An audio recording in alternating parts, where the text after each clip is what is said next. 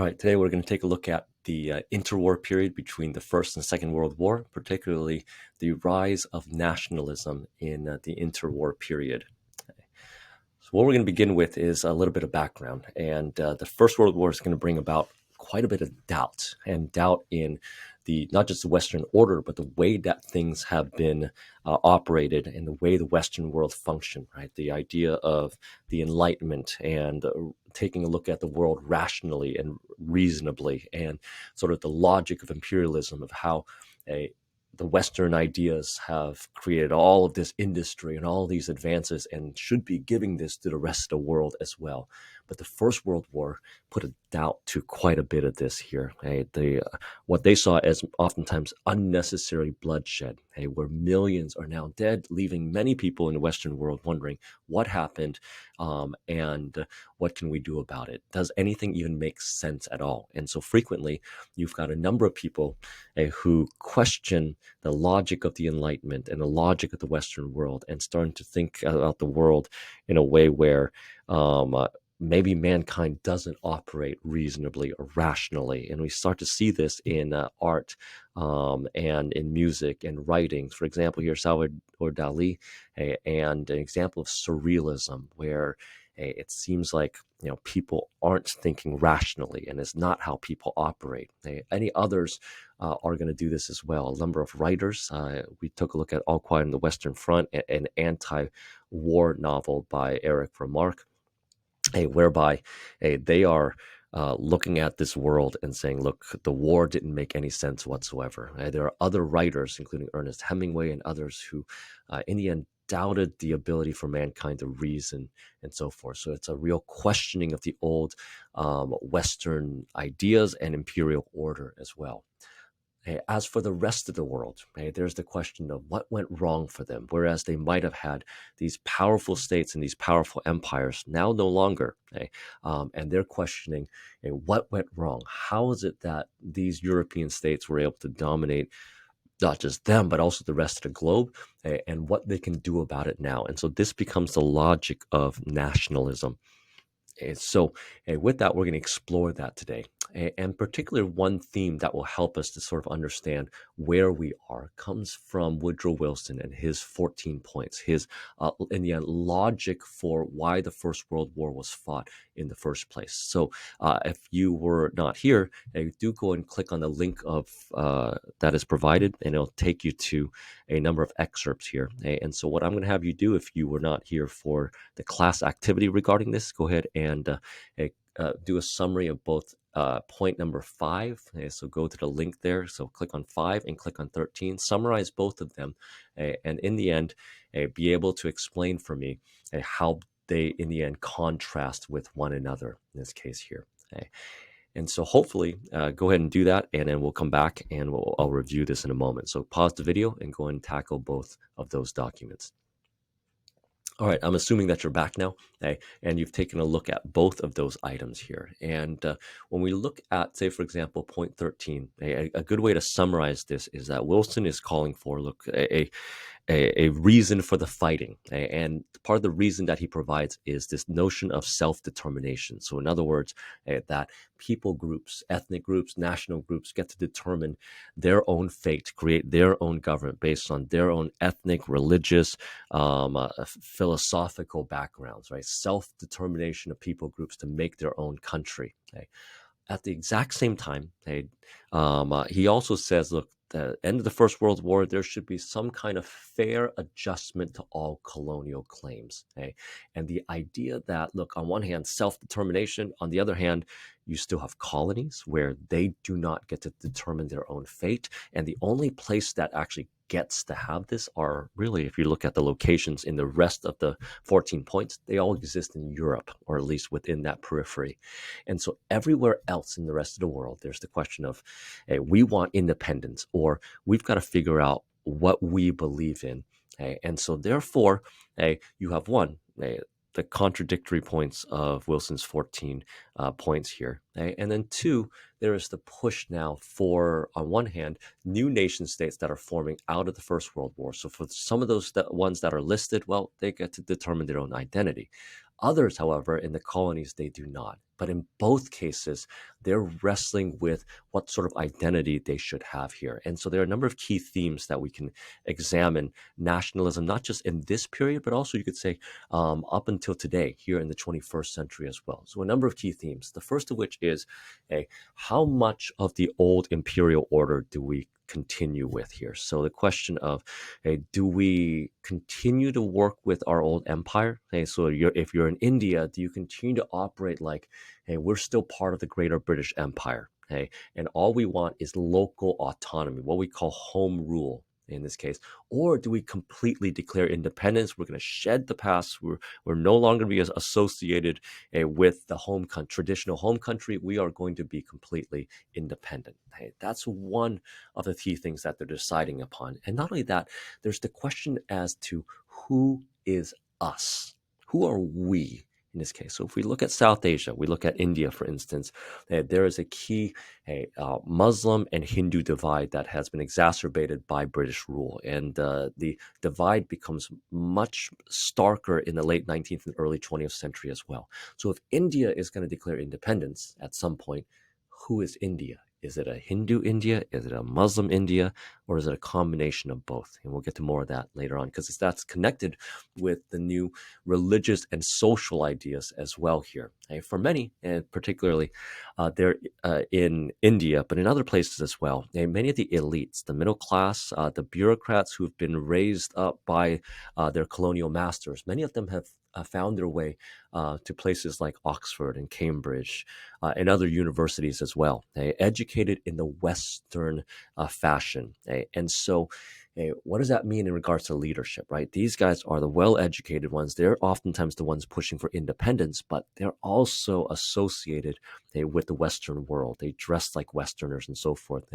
Do they continue to use the themes of the West in terms of developing an elite culture, or do they tie it to traditional beliefs, traditional culture versus Western culture? Many of you guys who are immigrants or you come from immigrant families, you know this personally and firsthand there, that there's a clash between the Western world you're living in right now versus the traditional cultures of your homeland. And think about this in your families and the conflict that it brings, but then also what it might look like in an entire nation state. Do you tackle Western culture and push it aside?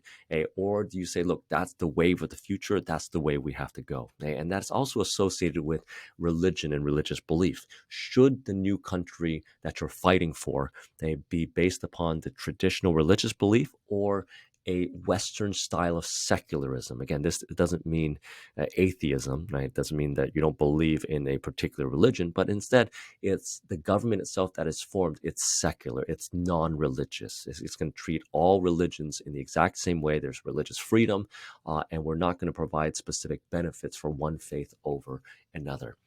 The last section deals with economics, because this is a industrialized world that is dominated by American, German, British, French industry, and much of it is based upon free market capitalism, where they have already created a distinct advantage for themselves, right?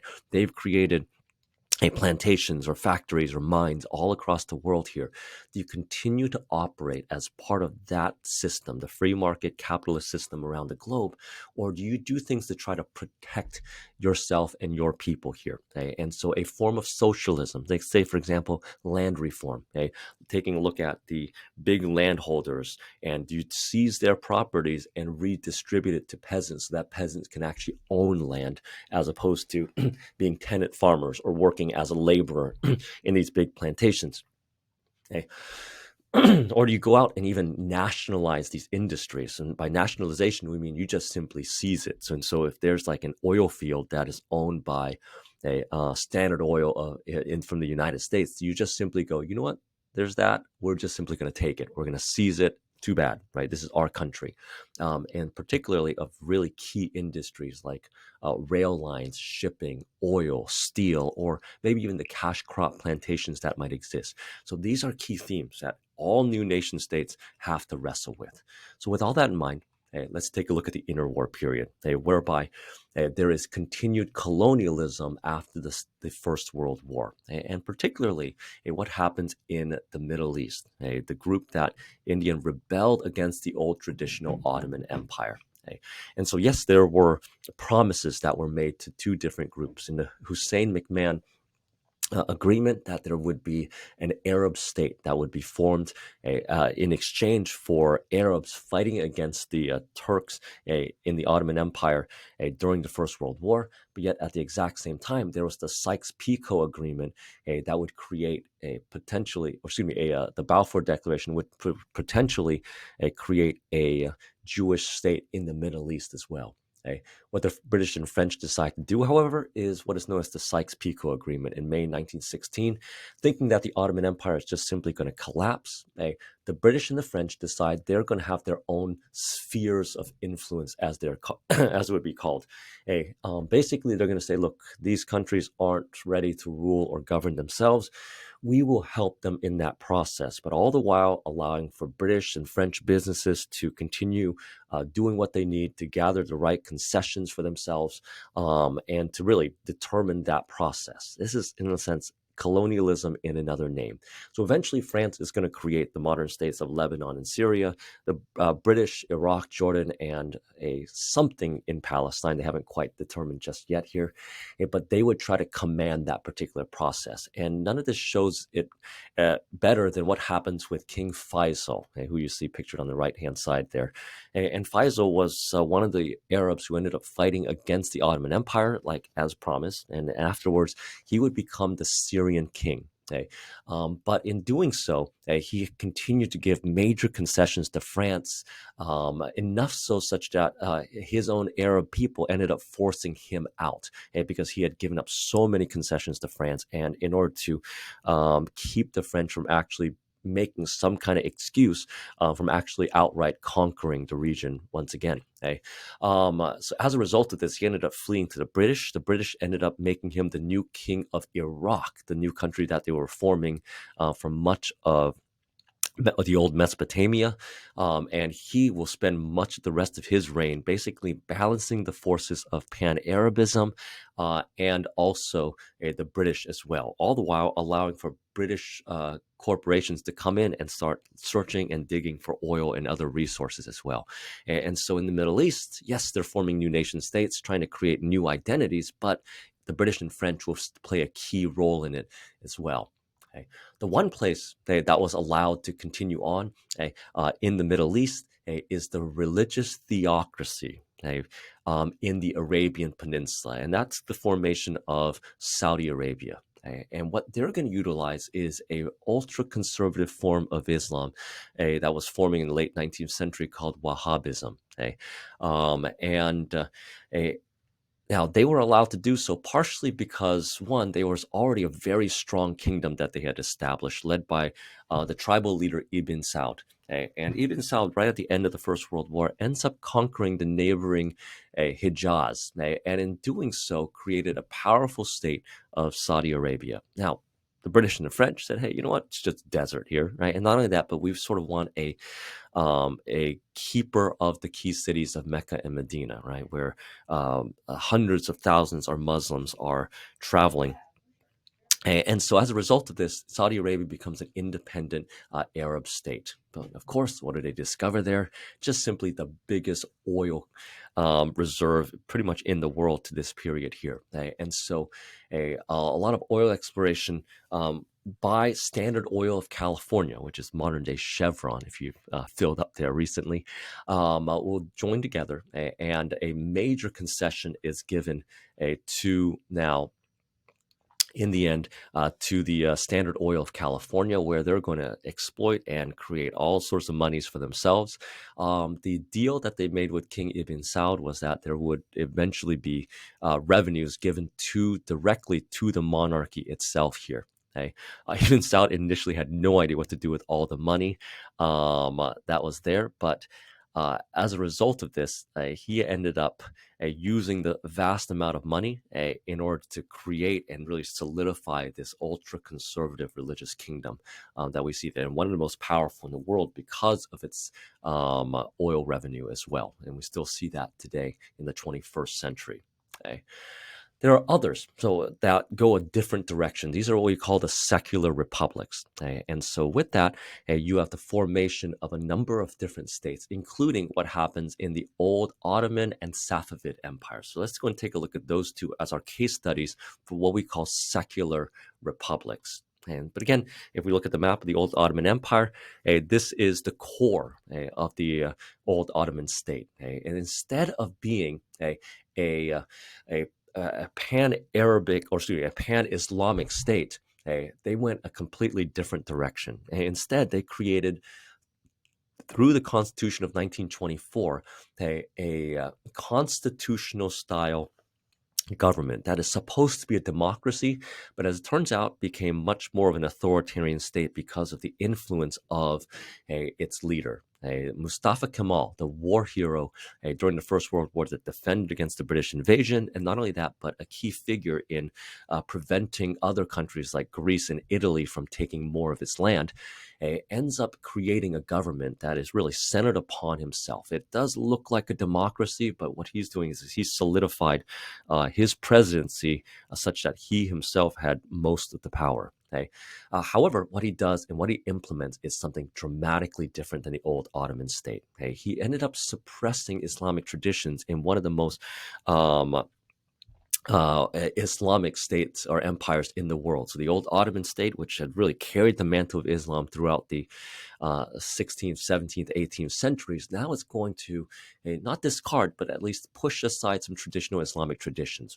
Sharia law and many local judges who have determined sort of the morality within the state, they've been pushed aside for a constitution that is going very much like the old French Napoleonic Code, where it's going to issue out a secular sequence of laws that is not going to distinguish between particular religions. So practices like polygamy will be pushed aside.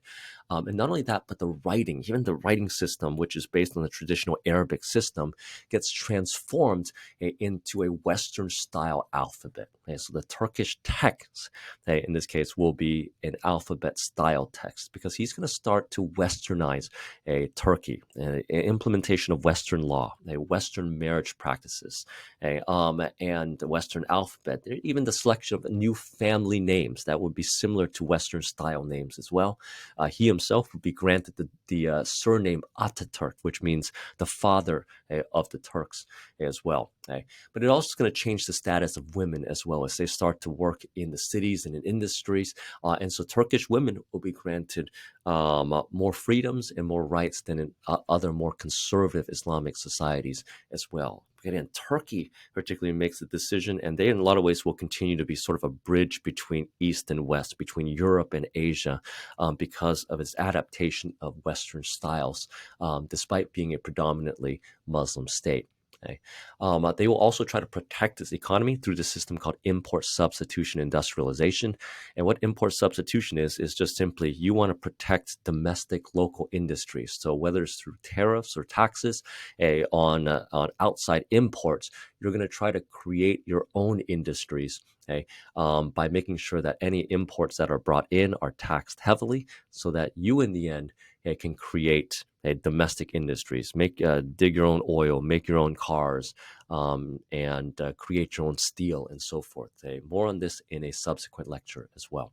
At the same time, the Safavid Empire, which had collapsed during the 19th century and replaced by a number of kingdoms, particularly the Qajar kingdom of Turkic tribes in the north, will eventually transition into a modern state that we call Iran. And part of this happens because of a response to imperialism, where from the north, the Russians were intervening, and in the south, the British from India were also intervening as well, getting a number of concessions from the Qajar Shahs. And so this became sort of an area that the Russians and the British are sort of moving forces left and right, trying to outmaneuver one another enough so that it's often known as the great game between the great imperial game between the Russians and the British. Eventually, however, the number of concessions that were made, particularly over the tobacco trade to Great Britain, led to a number of riots and a coalition of religious leaders looking for greater autonomy from the British and from the Russians, aligning themselves with both merchants and landholders, called for the creation of a new constitution in 1906, where they said, look, the weak Kaijar monarchs and the religious leaders, this is not the direction where we want our country to be.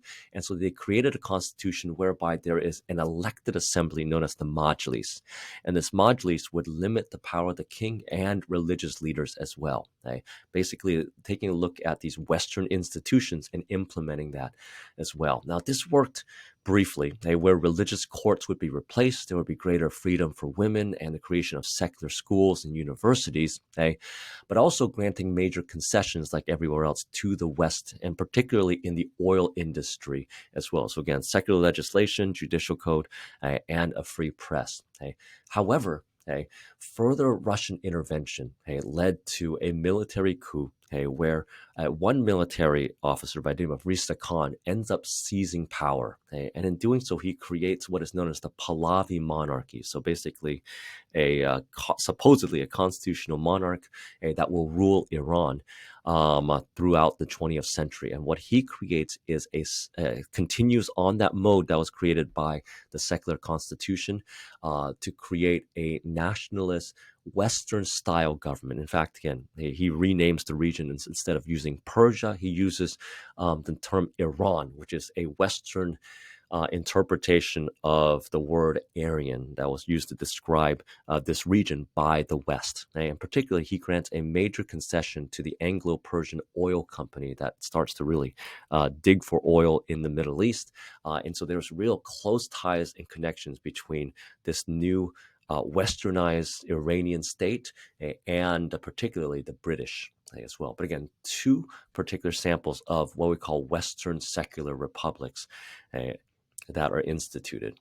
Okay, so with that, hopefully you're able to complete the questions that are associated in the Google document. Now, we're going to review some of the key themes that are listed here from one of two documents, either in China or Mexico. So what I'm going to have you do is to go ahead and select the Mexico document, and particularly what happens with Lázaro Cárdenas, and in a lot of ways, the new Mexican nationalism that is created in response to Western incursion in his country. And I want you to think about both the political, the religious, social, and the economic themes of these nation states as they're trying to really decide what to do in a world that is dominated by the Western world. So with that in your Google document, what I'm going to have you do is to go ahead and answer the questions that are provided using the Lázaro Cárdenas document.